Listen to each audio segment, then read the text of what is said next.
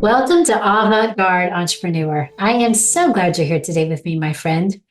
I want to begin with a huge thank you to all of you for making Avant-Garde Entrepreneur in the top 10% worldwide of podcasts. This would not have happened without your downloads, listens, and shares. Thank you so much for making us in the top 10% in the world of all podcasts. This is a big day, and I'm super excited to share this with you and also to thank you for making it happen. It's all because of you. I could record these things all day long, but it doesn't happen unless you listen and you share it. So I really do appreciate it very, very much. This year of the podcast is all about helping you build sustainable businesses. We've had an incredible lineup of guests so far, helping you do just that, focused on you. Episode 49, Dylan Vanis talked about growing your personal brand while building your impact business. Episode 50 was a special episode where I shared things that I'd never really revealed before on building a sustainable social enterprise. Episode 51 was all about AI and cybersecurity with Peter Schroeder. That was a really popular episode. A lot of you want to learn about AI, so stay tuned. I'll have another episode about AI coming up in the near future, probably this year. Episode 52 was about reframing risk and opportunity with author and business owner Alexander Concepcion. Episode 53, Amanda Kiesel with Good Market shared about building your personal ecosystem and nurturing yourself, and about how we're doing with the Sustainable Development Goals and what we can do to do better together. Episode 54 was innovator Scott Ellikin talking about Global Switchboard, which connects knowledge workers with you to help you with everything from filing your tax forms to web design to accounting to even fixing a truck broken down in the bush. As long as you have a Wi-Fi signal and can make a call. And episode 55 was Rob Munger with Exodus Place, where he talked about their model for curing homelessness, not just putting a Band-Aid on it, but for curing it, and how they keep people in the program. In all these episodes, the guests share not only technical information about really designed to help you build sustainable social enterprises, but it was also personal insights into building a strong self. Because after all, if you as the leader are not strong and sustained, then your social enterprise won't be either. Today, it's just you and me, my friend, no guest. And I'm going to go in depth and share more information and more with you about building a strong self. I'm going to be talking about the two quiet killers of leadership: fear and fatigue. You might be thinking, well, I need something positive today, so I'm not listening to this. Relax, stay with me. There is a happy ending. Or you might be thinking, I'm on cloud nine. I love my social enterprise. I never feel scared or tired. Trust me, if it can happen to me, it can happen to you. So listen in so that you can be on guard. I call them quiet killers for a reason. They sneak up on us when we least expect it. Fear and fatigue, these two quiet killers of leadership, is an incredibly important topic because it's so common for leaders to feel isolated and alone when these things come up. We can't talk about this with our team because they're depending on us. We can't talk about this with our friends because unless they're also social impact business leaders, they don't get it. They might want to, but they don't get it. We can't talk about this with donors, investors, or boards because we don't want them to feel like we're not committed. We might be on the edge of burnout or flaking out. And when we feel isolated and alone for too long, that's when the hopelessness and sometimes even helplessness can kick in. And believe me, I would much rather put myself out there and you hear it from me versus it sneaking up on you and you burning out. We need you out there, and I will risk public personal embarrassment and vulnerability to keep you out there changing the world, starting with your own community. The best way for me to share about these quiet killers of leadership is from my own personal experience.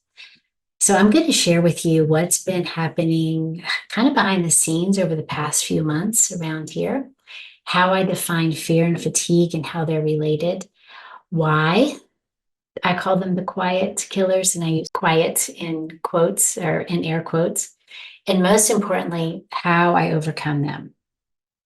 So first, what's been going on around here behind the scenes the past few months?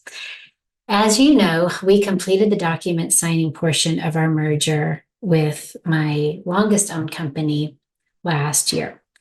And I gave you my tips for business continuity and succession planning in episode 41. It was all about that process. The plan was for me to take a sabbatical and do only the things that gave me joy. And as long as the due diligence, planning, and document signing processes were, that was really only the beginning. And I didn't realize that. So it's been a year of varying levels of involvement for me with my longest owned company. And frankly, I was still on the adrenaline roller coaster that I'd been on for the past 20 years. So it was really most natural for me to keep pushing and stretching, even in my forever vocation. I had momentum and I just kept going. Then earlier this year, John and I did our 40 days in Southeast Asia, Australia, and the South Pacific. And it had been my dream to create from anywhere in the world. And that's exactly what I did. I was so inspired that when I wasn't creating, all I wanted to do was get back to my journal and my computer. And while we were traveling, the methodology, I was working on the website and getting new content created, and the methodology for the self-led version of the 5 Pitfalls Masterclass and Academy came to me. So I got started on that. So once we got home, I had exactly 13 weeks before we were leaving again. We have another thing coming up in May. So I made a plan for all the stuff that I wanted to do or wrap up. And as you can imagine, it was a big list. It is a big list. So my schedule was so compressed that when this one new opportunity came up at about 10 weeks into my 13-week marathon, I basically bonked, hit a wall, and ran out of steam. And it was just that one thing that I couldn't pass up. That combined with a few extra family things and a few other requests, and it was as if I just started shutting down. I felt so dry in my spirit, like I was dehydrated, and it was like I felt like my heart was just kind of closing. I was feeling so dry in my spirit, I even forgot to pray with someone. Oh my gosh, my role as a leader, that is literally the best medicine for someone. All of you are called by your higher power. That higher power might be different, but that is the best medicine, is to pray with someone and to give them that encouragement. And I had a guest visiting and I forgot to pray with him. And I got to the point where I even began asking, why was I doing all this? And I even considered shutting everything down. So here we are. As of this recording date, it's been 11 months since the merger signing. Not only have I not taken a sabbatical, I've started turning my passion project into a job. And it's an impact business that's all about you, not turning your impact business into a job. So I got to this point, and so how I got clarity, I want to share this with you. Journaling in quiet time and meditating on how I wanted to feel, that's how I got clarity. It would not have come if I'd not have slowed down and daily written and journaled and meditated to sort out how I was feeling and why I was feeling it, and asking my spirit what was best for me and intentionally changing my emotions by feeling the emotions I wanted to feel versus the gloom and malaise that I was feeling. It's important to note that I did not readily identify these feelings as fatigue or fear. I'd gotten so accustomed to running at a certain pace that these feelings were just normal for me. It was just this is just my MO, my modus operandi.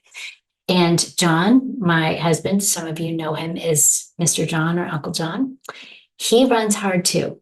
So even though he didn't want me to push myself, he wanted me to take a break more than anything. He wanted me to take a sabbatical. It's just sort of this normal pace in our household. We work a lot, and that's not meant to be an excuse.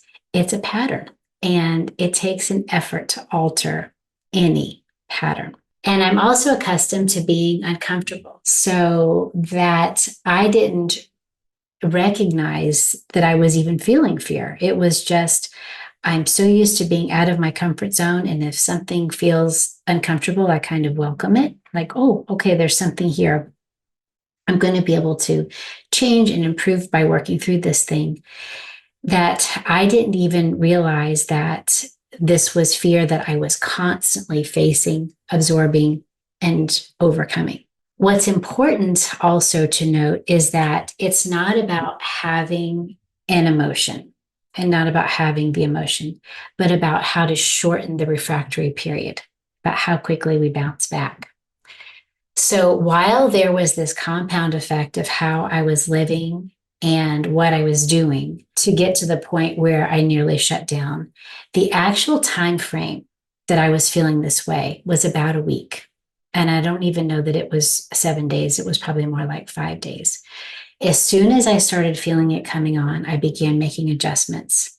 And I started tuning into the triggers, the things that I would notice would cause me to feel a certain way that I didn't want to feel.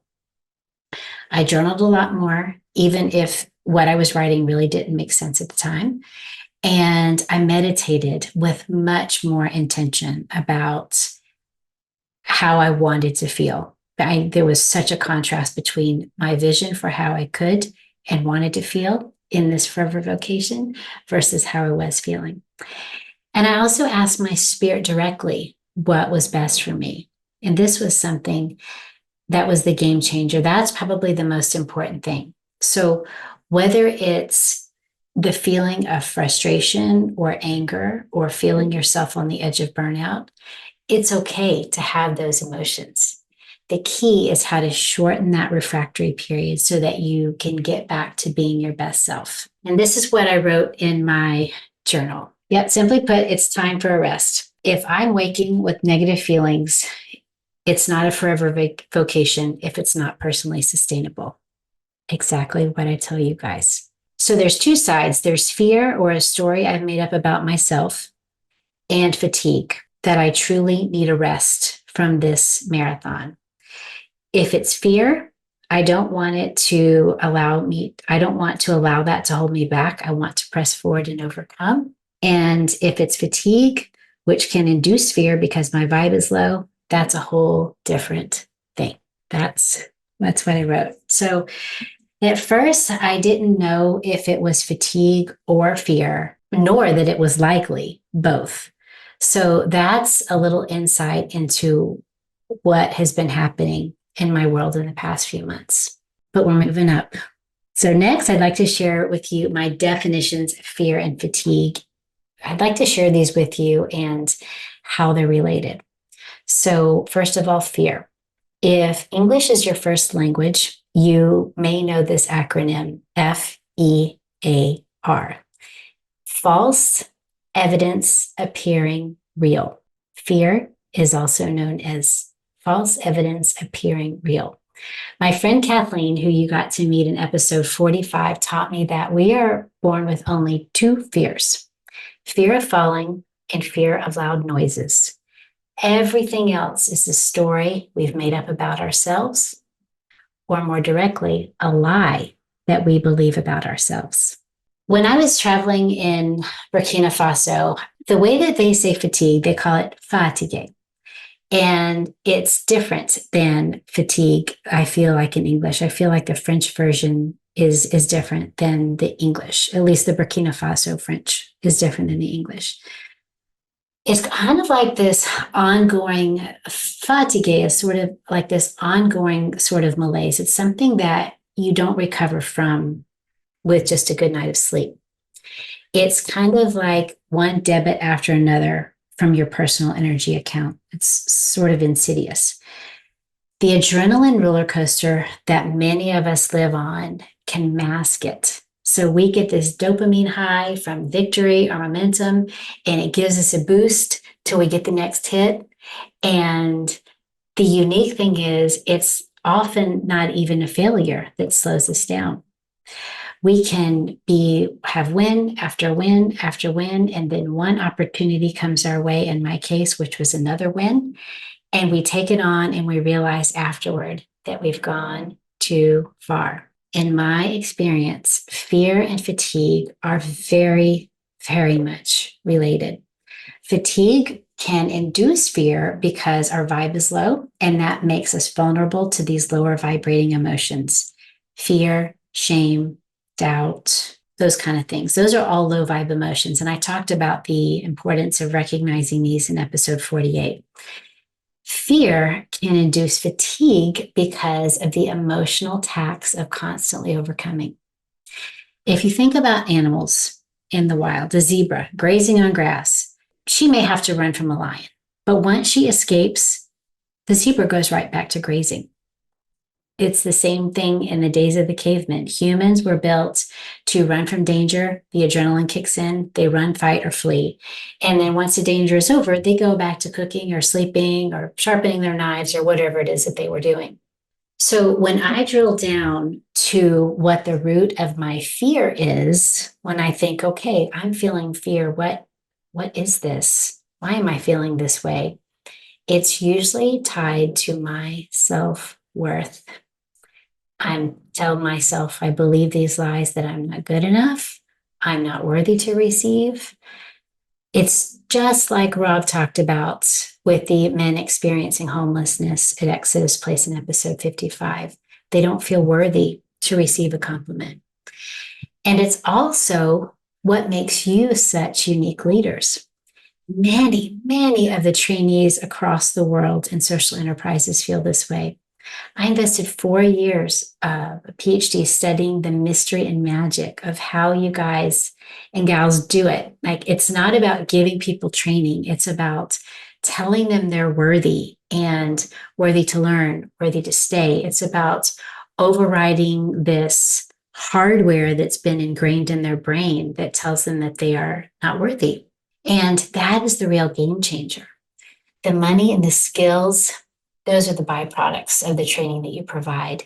It's you and your leadership pouring into them and healing their hearts and helping them believe that they're worthy, that changes their lives and their families' lives. And here I am, living with all this privilege and opportunity. And my root issue of fear is the same thing: feeling unworthy to receive. And it's not just me or the men at Exodus Place or your trainees. It can affect any of us. And I mean, even at the top of your head, there's the crown energy center. It's all about knowing and believing that you're worthy of receiving infinite gifts and blessings from above. It's that important that there's an energy center dedicated to receiving. But if we're feeling these feelings and we don't sit with them long enough, Kathleen talks about sitting in the fire with them. If we don't sit with them long enough, then it can become like this cancer that lives in us and grows in us, and we don't even realize it. This is why I refer to fear and fatigue as the quiet killers of leadership. Yes, they can figuratively, not literally, but figuratively kill you as a leader because they drag you down and they just tax your spirit. But they can literally kill your leadership. You're still here, you're still walking the earth, but you become drastically less effective, either because you become a shell of who you really are by believing the lies and living in exhaustion, or because you shut out or you shut down or you run away from your social enterprise. This is why I and so many other leaders encourage you to set up your business to be acquired someday. John Geiwitz talked about this in episode 27 and 28 about setting up your business with the seller in mind, because you just never know what can happen, and you want your social enterprise to be able to go on without you. And also, when you have a backup plan, you're going to be so much less tempted to leave when you know that there is a plan in place and you don't feel stuck, especially when extreme fatigue kicks in. This fear and fatigue can sneak up on us. And sometimes I think of this as like a rubber band being stretched too far and too long. So I had several things that I was doing where I was really stretching myself. I was facing my fear and overcoming it. Writing the book chapter with Jack was a huge deal for me, and I had a lot in my heart to get out. And I wanted to be bold and give readers a call to action, but I didn't want to come across as salesy or pushy. Most of all, I wanted to honor you and the work that you're doing and say it in the right way. Yeah, to be able to tackle the sensitive issues, but to do it publicly with grace and to be a courier of your stories. I also took a live video mastery class with my friend Michelle Soro and got a lot of practice going live. And I was also creating an executive sponsorship program, which involved speaking a whole different language with all new messaging, because the audience is completely different. They're motivated by completely different things. And I created a deck, a brochure, videos, graphics, a landing page, and then the actual talking to people and asking them for feedback. And I did a second round of coaching with Natalie. I talked about coaching with her in the fall. And she really helped me move the needle on this. But I had a lot of fear, even though I wasn't asking for anything other than feedback. I still felt really insecure about this new messaging and about stepping out. And while I was doing all this new stuff, there was also the things I loved, which I'm super passionate about, creating a self-led version of the Academy, which was something that, while it didn't create fear, it did create fatigue. So it's a compound effect. Then there's podcasting and all the other things, creating content for Avant-Garde Entrepreneur Academy graduates. We meet once a month. So I'm constantly creating new material for them. And while I love that, there is a stretching effect that happens. And I've trained myself to stretch and not give into fear or the lies I've told myself. But there is a point for any of us where we can stretch too far. I'm going to tell you a little secret I learned. I learned that my fear, the fear that I felt, that I had accidentally kept it a secret from John. So John is very aware of my fatigue, and I have no idea how I did it, kept this fear hidden from them. I guess it's become so much a part of who I am that I didn't even know was there, and he didn't even know I was there. And he was even with me through all of getting my PhD and running 2 high stakes companies. And on Sunday, I was sharing with him what I had shared with you, what I'd written in my journal. And I said, first, there's fear. And before I could finish the sentence, he broke in with, I've never known you to be fearful. First of all, he never interrupts me. And so the fact that he stopped me mid-sentence is indicative of how shocked he was. And this is not about him being unobservant. I call him the noticer because he notices everything. There are things about me sometimes I wish he didn't notice because he pays attention to everything. And I can't hide anything from him. And so this is really about me absorbing the fear and keeping it so deep down that no one could see. As much as John has been through with me, he has never seen me fearful. We either experience it with our senses or not. Our body is processing that fear and that emotion. It causes a lot of emotion, and it's a huge tax on your adrenal glands. It literally causes your heart to close up, your capillaries and your veins shrink, and blood flow is reduced. And you're in that run, fight, or hide mode. And we don't talk about it. We just sort of keep pushing ourselves with our goals. Natalie talks about goals can become a stick with which we beat ourselves. This is where I talk about noticing the seasons in your life and setting goals in 3-month increments where you look at your life as a series of 90-day experiments where nothing is set in stone and anything can be changed. I was even using my goals as a measuring stick to beat myself. So it can happen.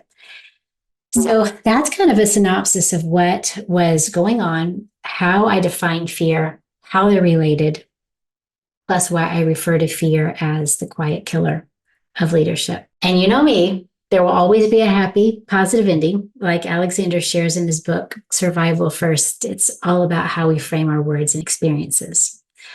So here are my 5 tips for overcoming the quiet killers, fear, and fatigue. First, recognize. The first step is just recognizing their existence. This is just like what I talked about in episode 4, and I think on 23 on overcoming overwhelm. Recognition is the first step. Too simple, though not easy. Simple is different than not easy. Simple and easy are different things. Too simple, though not easy ways to recognize. First of all, consider when you've had a huge volume of fear and fatigue. This is easiest to discover through journaling. Also, I invite you to press pause right now and maybe just do a quick mental inventory of what you've done over the past few months. Number 2, has there been a day or multiple days when you've wanted to quit, when you've entertained the idea, like I did, of just shutting everything down? It's interesting to note that when I started to feel this way, this was the week after I had chatted with Scott Ellikin and gave you the advice about not quitting. And ironically, B picked it out as one of the quotes from the episode, and she had no idea I was feeling this way. So this is how quickly it can slip on us. Scott and I talked on a Thursday, and it was within a day or two that I talked about, you guys not quitting and hanging in there, that you're not alone. And then within a few days, I was in there feeling that way myself. So recognizing the existence of fear and fatigue, that is the first step to overcoming. The second is repetition. If we do a thing that causes us fear over and over again, it does get easier and more natural. So this is a tricky one. For me, I'm going to give you an example because this can certainly be taken out of context. So for me, podcasting and YouTube are prime examples.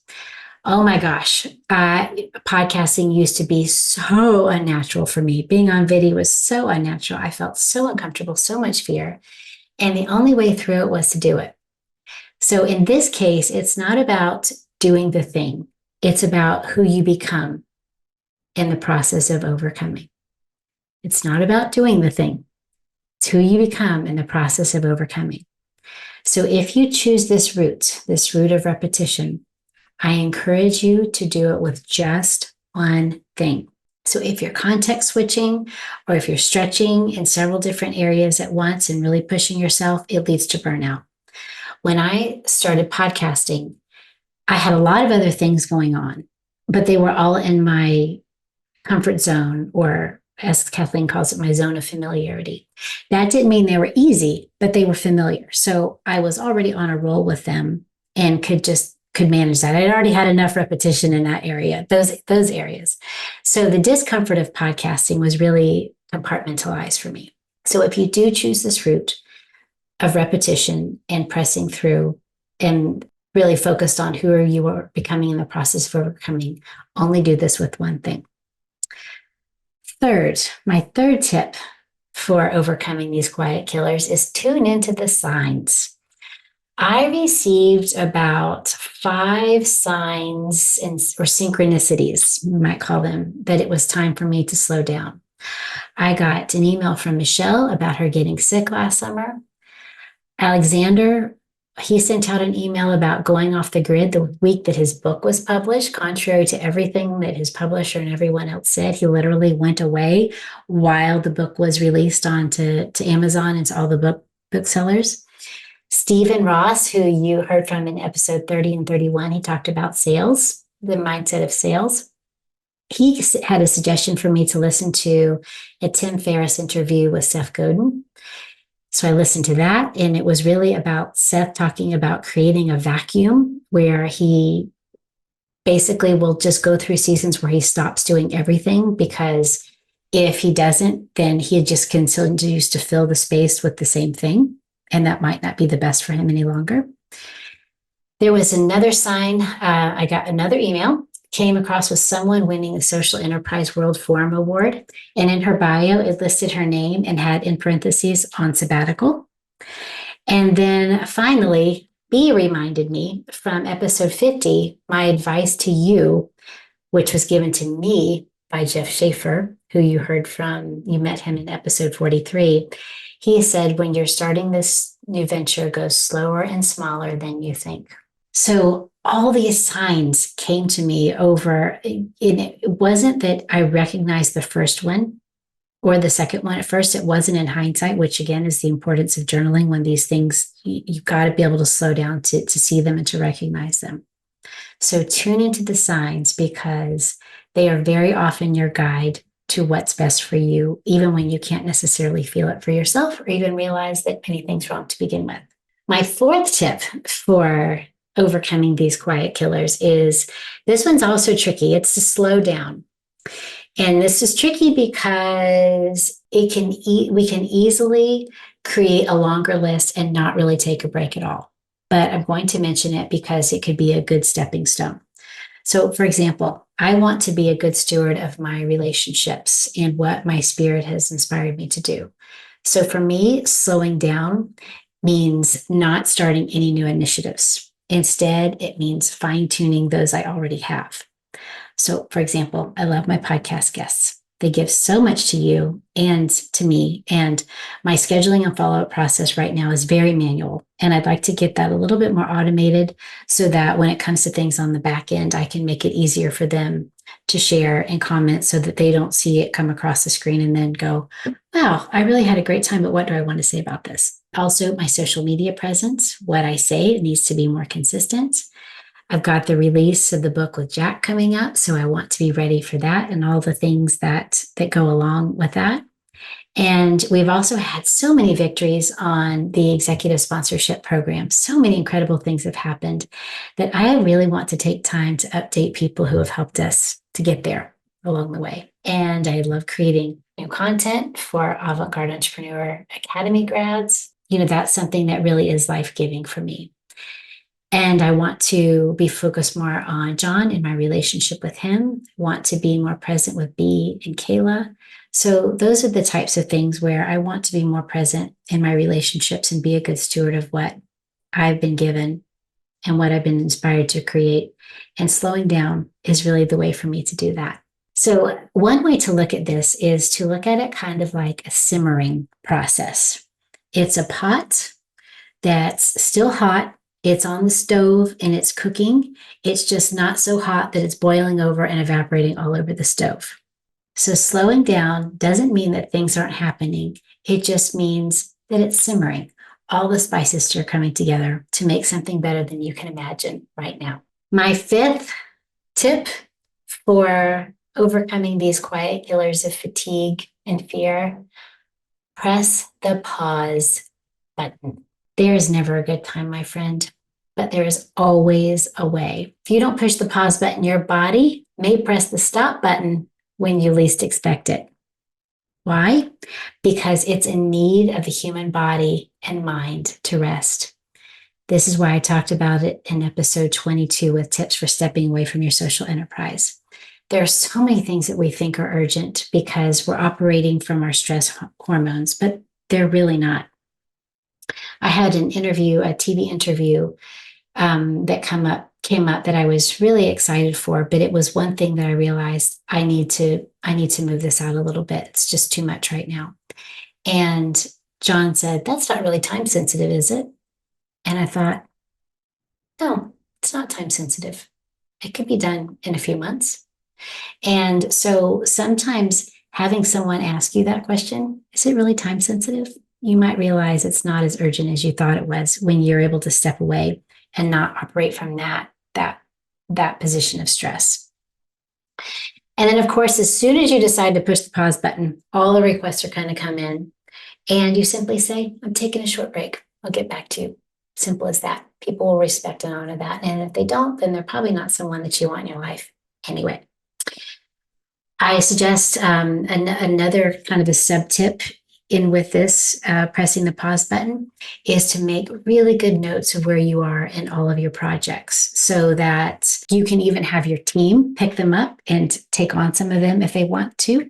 You might be really surprised about what they're empowered and supernaturally equipped to do when they know that your health depends on it.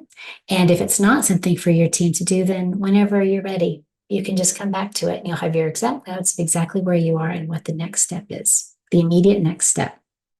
Write that down with all your projects, whether your team's going to take them over or you're going to come back to them later. And then kind of what Seth talked about when it comes to pressing pause, you may need to create that vacuum. So if there are things that you really want to do or be, I guess I should probably ask you the question, are there things that you really want to do or be? If yes, then you need to create space for them. You need to change the patterns in your life to accommodate them. Because if you keep getting up and doing the same things every day, you're going to continue to get the same results. Something that really shocked me was I received clear direction from my spirit these past few weeks that I was not to do an academy launch this fall. I may send out private invites to those who are on the wait list. So big tip here, get on the link is in the show notes or DM me on LinkedIn. And I might do it and just not bring anyone new into this fall, except the current graduates on our call. So I'm not sure exactly what it's going to look like. But what I know is that I wasn't asking for that. Should I do the launch or not? It was, what is your best for me? And it was no launch. So I'm creating this vacuum. This is basically creating up 2 months of energy and space. And in addition to creating a vacuum, you may also need to change your patterns. So for me, my passion has always been travel. I'm in the 60s now of the countries I've been to. I think by the end of the year, I'll be in up to 70. And it's not that I don't want to travel. I love it. I love seeing new corners of the planet and I love meeting new people. But it's so odd that it is not consuming this. It's not this consuming desire the way that it used to be. Really unique for me. It's a change of heart and change of pattern. So for me, what I really want is to heal my thyroid. So it's this thing in your neck. It's this gland in your neck. If English isn't your first language, you might know what it is if I'm pointing to it and you're watching it on YouTube. So it's improved drastically since the merger and being out of the day-to-day operations of the business. But both Eastern and Western medicine doctors have said that I will never get off the medicine. And I'm so grateful for the first time since 2016, so 8 years, my dosage went down. The medicine that I have to take went down, and everyone said I'd be on it forever. So it's a huge win that it's actually gone down. But I want a full healing. I want to know that I don't have to take any medicine, that my body is fully functioning. But that can't happen if I don't honor my body and soul.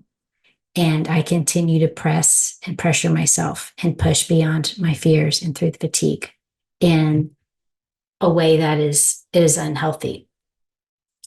And I also want to be on the water most days. So I've lived that way in the past when I was broke and life was simple. And I want to be on my surfboard or my paddleboard or my kiteboard pretty much any day. And that's possible between the wind and the waves and the water. That's pretty much possible where I am. But if I continue to get up and stay in the same patterns, go to the same places, do the same things, nothing is going to change. Nothing changes until I do. And the same is true for you in your life. Nothing changes unless you do. So pressing the pause button will look different for everyone. The concept of sabbatical is different for everyone. The key is to plan for pushing the pause button before your body presses the stop button when you least expect it. Now, this message is not about avoiding fear and fatigue. I realize that I said that when I talked about healing my thyroid. So it's not about avoiding it completely. And I'd be the biggest hypocrite human ever if I suggested that you avoid fear and fatigue. Instead, it's about recognizing their existence and their effects on your body and mind. And when your pendulum has begun to swing too far and you need to kind of back off a little bit. My body is wired for safety and security. I'm Enneagram 6, which means I'm a kind of a stabilizing force for people. My redemptive spiritual gift is called ruler, which is about administrative organization and order. But there's something in my soul. There's something in my soul that just craves a little craziness. And my sister gave me this shirt, this t-shirt that reads, "My soul is wild and free." I'm not wearing it today, but I have it. And my soul so is. I love adventure. I crave the unknown. So while my body wants safety and security, my soul and my spirit crave living on the edge. I will continue to be scared of big waves, and I will continue to get out in them. I will continue to be nervous about going live on video, but I will continue to press the blue courage button.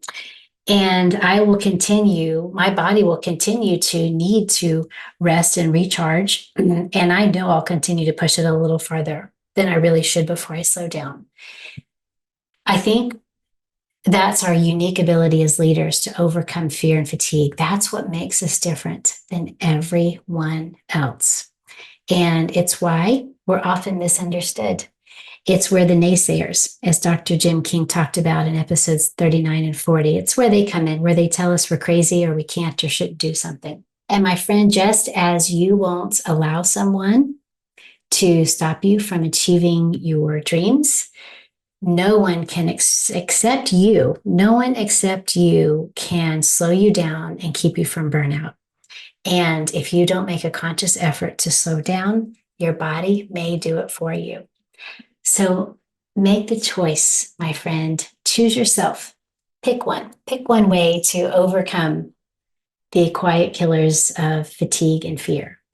It could be recognize the existence of intense fatigue and fear. Maybe do repetitions of one thing that you're fearful of, and only that only in isolation. Tune into the signs and synchronicities. Slow down. Maybe even press the pause button. Don't let fatigue and fear be the quiet killers of your leadership. You can build a social enterprise that's impactful for them and personally sustainable for you, and continue to change the world one person at a time.